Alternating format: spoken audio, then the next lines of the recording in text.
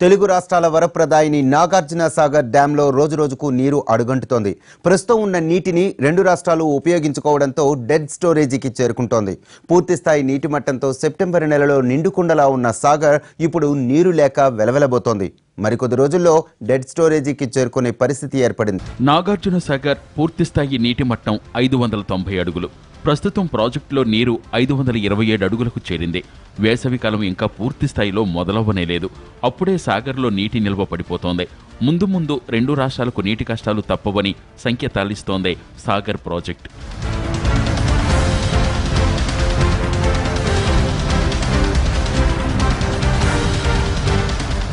ప్రస్తుతం నాగార్జునసాగర్లోకి ఎలాంటి ఇన్ఫ్లో లేదు, కానీ అవుట్ఫ్లో మాత్రం కొనసాగుతోంది. జల విద్యుత్ కేంద్రం ద్వారా 4434 క్యూసెక్కుల నీరు వినియోగిస్తున్నారు. ఎస్ఎల్బీసీ ద్వారా 880 క్యూసెక్కుల నీటిని విడుదల చేస్తున్నారు.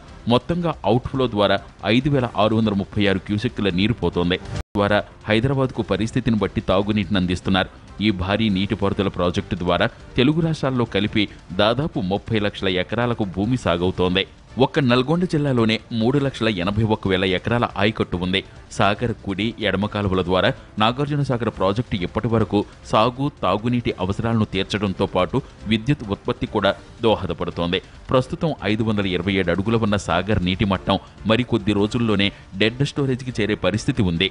దీంతో రెండు రాష్ట్రాల వారు నీటి వినియోగాన్ని జాగ్రత్తగా వాడుకోవాల్సిన అవసరం ఉందంటున్నారు అధికారులు.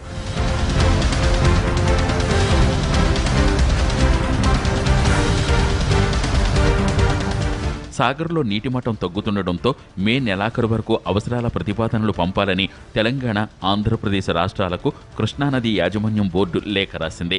ఇప్పటికే అనేక సార్లు ప్రతిపాదనలు పంపాలంటూ కోరిన రెండు రాష్ట్రాలు పట్టించుకోలేదు. ఇప్పటికైనా స్పందించి వివరాలు పంపాలని కృష్ణానది యాజమాన్యం బోర్డు అధికారులను కోరింది.